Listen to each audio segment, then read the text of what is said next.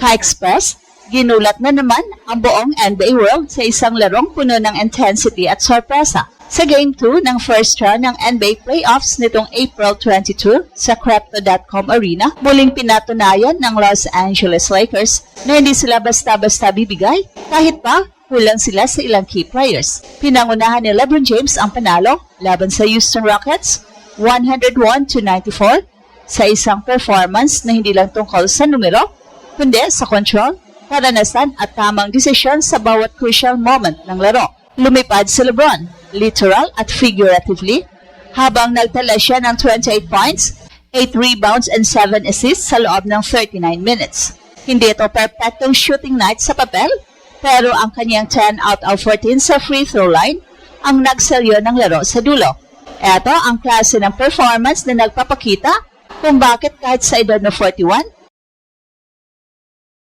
siya pa rin ang isa sa pinaka-dominant na presensya sa playoffs. Hindi lang siya scorer, kundi utak ng buong sistema, pinapagalaw ang bola, inayos ang spacing at kinontrol ang tempo ng laban sa mas batang kupunan.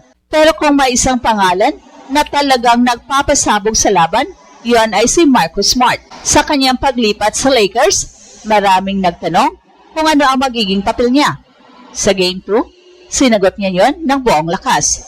Nagtapos siya ng 25 points, 5 out of 7 mula sa 3-point line, 7 assists at higit sa lahat, 5 steals na direktang sumira sa rhythm ng Rockets. Ang depensa niya laban kay Kevin Durant ang naging sentro ng usapan. Bumalik si Durant mula sa injury at nagtangkang ibalik ang lakas ng Houston. Pero sa bawat possession, naroon si Smart, nakaabang, agresibo at walang takot. Well, sa kabilang banda, hindi naman basta-basta bumigay ang Rockets. May mga pagkakataon na nagpakita sila ng run, lalo na sa gitna ng laro, pero tuwing lalapit sila, may sagot ang Lakers. Si Luke Kennard ay nagdagdag ng 23 points, habang si Rui Hachimura ay nagambag ng 13 points na mahalaga sa spacing at secondary scoring. Ang kombinasyon ng veteran leadership at role player execution ang naging sandigan ng Lakers sa laban na ito. At ang tunay na laban dito ay makikita sa style clash. Ang Rockets ay puno ng athleticism, haba at bilis. Ang Lakers naman ay nakaangkla sa karanasan, disiplina at defensive execution. Sa ganitong setup, lumabas ang kahalagahan ng decision-making. Sa bawat crucial possession, mas naging maingat ang Lakers, habang ang Rockets ay napilitang gumawa ng mahihirap na tira dahil sa pressure defense ni Smart at ng buong team. Sa tactical level, malinaw ang blueprint ng Lakers. Ginamit ni LeBron ang kanyang playmaking para buksan ang floor, hinahanap ang open shooters at inatake ang mismatches.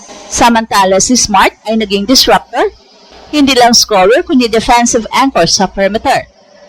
Ang kanyang 5 steals ay hindi lang numero kundi momentum swings na pumigil sa anumang attempt ng Rockets na bumalik sa laro.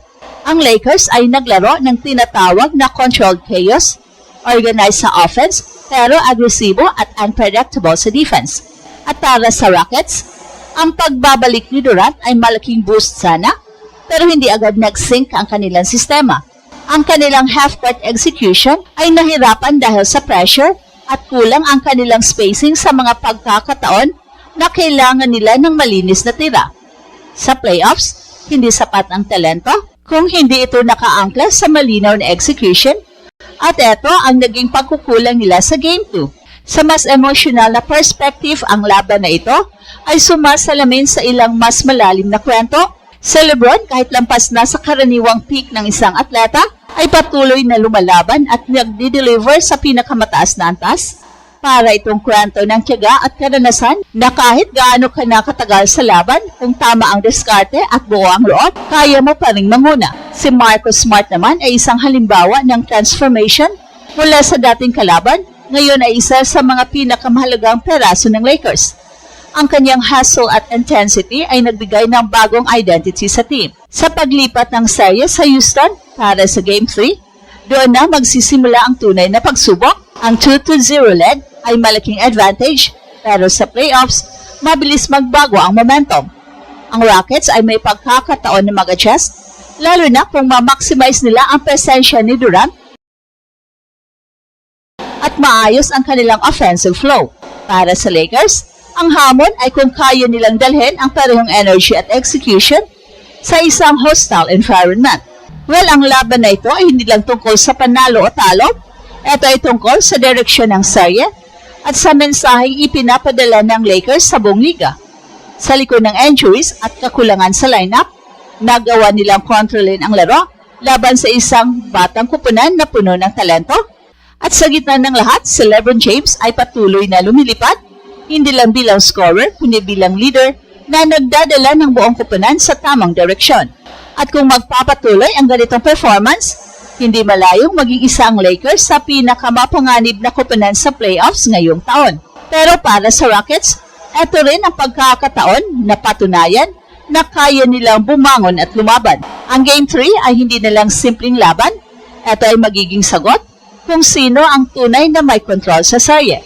Sa puntong ito ng serye, malinaw na ang may hawak ng momentum ay nasa kamay ng Los Angeles Lakers, pero hindi ito garantiya ng tuloy-tuloy na dominasyon.